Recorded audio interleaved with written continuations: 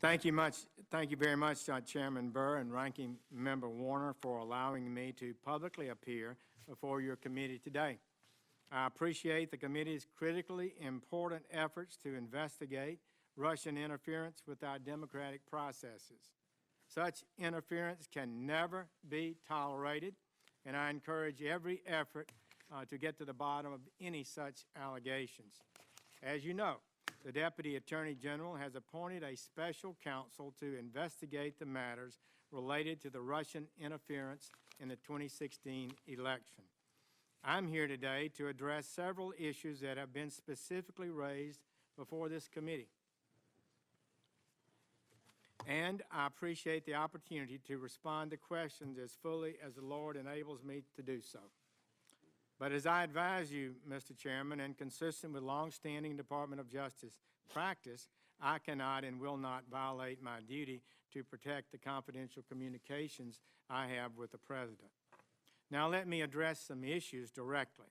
I did not have any private meetings, nor do I recall any conversations with any Russian officials at the Mayflower Hotel. I did not attend any meetings at that event separate. Prior to the speech attended by the President today, I attended a reception with my staff that included at least 24 people and President Trump, though I do recall several conversations that I had during that pre-speech reception. I do not have any recollection of meeting or talking to the Russian ambassador or any other Russian officials. If any brief interaction occurred in passing with the Russian ambassador during that reception, I do not remember it. After the speech, I was interviewed by the news media. There was an area for that in a different room, and then I left the hotel. But whether I ever attended a reception where the Russian ambassador was also present is entirely beside the point of this investigation into Russian interference in the 2016 campaign. Let me state this clearly, colleagues. I have never met with or had any conversation with any Russians or any foreign officials concerning any type of interference with any campaign or election in the United States. Further, I have no knowledge of any such conversations by anyone connected to the Trump campaign. I was your colleague in this body for 20 years, at least some of you, and the suggestion that I participated in any collusion, that I was aware of any collusion with the Russian government to hurt this country, which I have served with honor for 35 years, or to undermine the integrity of our democratic process, is an appalling and detestable lie. Relatedly, there is the assertion that I did not answer Senator Franken's question honestly at my confirmation hearing. Colleagues, that is false. I can't say colleagues now. I'm no longer a part of this body, but former colleagues, that is false. This is what happened.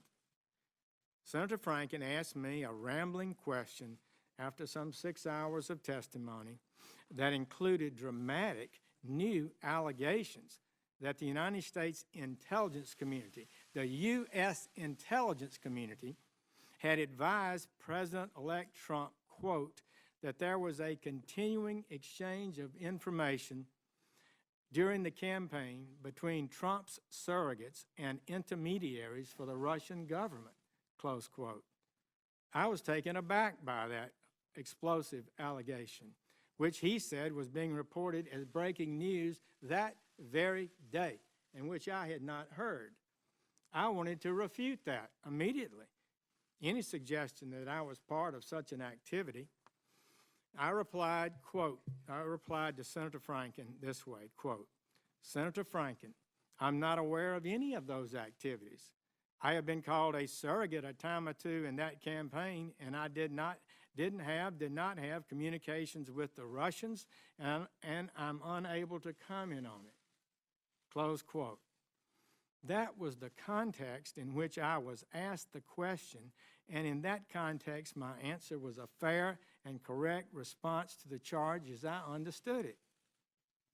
I was responding to this allegation that we had met surrogates had been meeting with the Russians on a regular basis. It simply did not occur to me to go further than the context of the question and to list any conversations that I may have had with Russians in routine situations, as I had many routine meetings with other foreign officials. So please hear me now. And it was only in March, after my confirmation hearing, that a reporter asked my spokesperson whether I had ever met with any Russian officials. This was the first time that question had squarely been posed to me. On the same day, we provided that reporter with the information related to the meeting that I and my staff had held in my Senate office with Ambassador Kislyak, as well as the brief encounter in July after a speech that I had given during the convention in Cleveland, Ohio. I also provided the reporter with a list of 25 foreign ambassador meetings that I'd had during 2016. In addition, I provided supplemental testimony to the Senate Judiciary Committee to explain this event. So I readily acknowledge these two meetings, and certainly not one thing happened that was improper in any one of those meetings. Let me also explain clearly the circumstances of my recusal from the investigation into the Russian interference with the 2016 election. Please, colleagues, hear me on this. I was sworn in as Attorney General on Thursday, February 9th.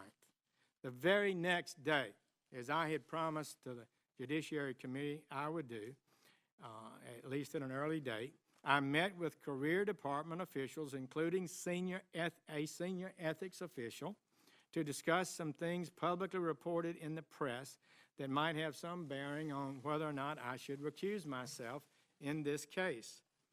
From that point, February 10th, until I announced my formal recusal on March 2nd, I was never briefed on any investigative details, did not access any information about the investigation. I received only the limited information that the department's career officials determined was necessary for me to form and make a recusal decision. As such, I have no knowledge about this investigation as it is ongoing today, beyond what has been publicly reported. I don't even read that carefully. And I have taken no action whatsoever with regard to any such investigation.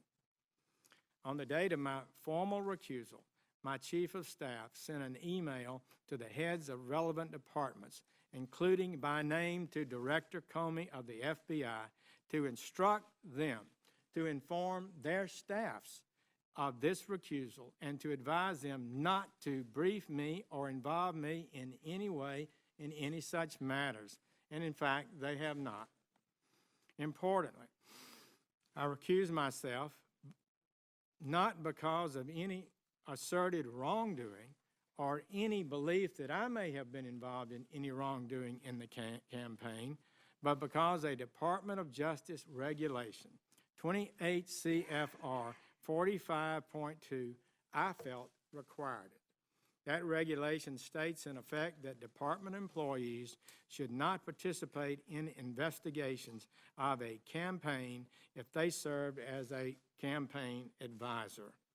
So the scope of my recusal, however, does not and cannot interfere with my ability to oversee the Department of Justice, including the FBI, which has an $8 billion budget and 35,000 employees.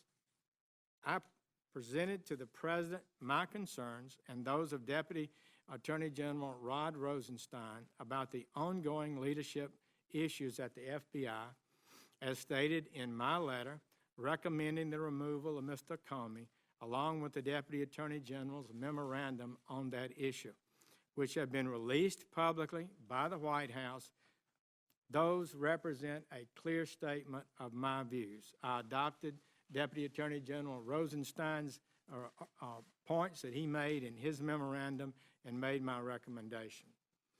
It is absurd, frankly, to suggest that a recusal from a single specific investigation would render the Attorney General unable to manage the leadership of the various Department of Justice law enforcement components that conduct thousands of investigations. Finally, during his testimony, Mr. Comey discussed a conversation that he and I had about the meeting Mr. Comey had with the President. I'm happy to share with the committee my recollection of that conversation that I had with Mr. Comey. Following a routine morning threat briefing, Mr. Comey spoke to me and my Chief of Staff. While he did not provide me with any of the substance of his conversation with the President, apparently the day before, Mr. Comey expressed concern about proper communications protocol with the White House and with the President. I responded, he didn't recall this, but I responded to his comment by agreeing that the FBI and the Department of Justice needed to be careful to follow department policies regarding appropriate contacts with the White House. Mr. Comey had served in the department for better than 2 decades, and I was confident that he understood and would abide by the well-established rules limiting communications with the White House, especially about ongoing investigations. That's what's so important to control. My comments encouraged him to do just that, and indeed, as I understand it, he in fact did that. Our Department of Justice rules on proper communications between the department and the White House have been in place for years. Mr. Comey well knew them. I thought and assumed correctly that he complied with them. So I'll finish with this. I recused myself from any investigation into the campaign for president, but I did not recuse myself from defending my honor against scurrilous and false allegations. At all times throughout the course of the campaign, the confirmation process, and since becoming Attorney General, I have dedicated myself to the highest standards.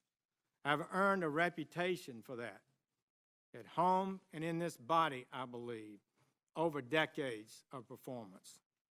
The people of this country expect an honest and transparent government, and that's what we're giving them. This president wants to focus on the people of this country to ensure they are treated fairly and kept safe. The Trump agenda is to improve the lives of the American people. I know some have different ways of achieving this and different agendas, but that is his agenda, and it's one I share. Importantly, as Attorney General, I have a responsibility to enforce the laws of this nation, to protect this country from its enemies, and to ensure the fair administration of justice. And I intend to work every day with our fine team and the superb professionals in the Department of Justice to advance the important work we have to do. These false attacks, the innuendos, the leaks, you can be sure will not intimidate me. In fact, these events have only strengthened my resolve to fulfill my duty to reduce crime, to support our federal, state, and local law enforcement officers who work on our streets every day. Just last week, it was reported that overdose deaths in this country are rising faster than ever recorded. Last year was 52,000. The New York Times just estimated next year will be 62,000 overdose deaths. The murder rate is up over 10%, the largest increase since 1968. Together, we are telling the gangs, the cartels, the fraudsters, and the terrorists, we are coming after you, every one of our citizens, no matter who they are or where they live, has the right to be safe in their homes and communities. And I will not be deterred. I will not allow this great department to be deterred from its vital mission. Thank you, Mr. Chairman, Ranking Member Warner. I have a great honor to appear before you today, and I will do my best to answer your questions. General Sessions, thank you. Thank you for that testimony.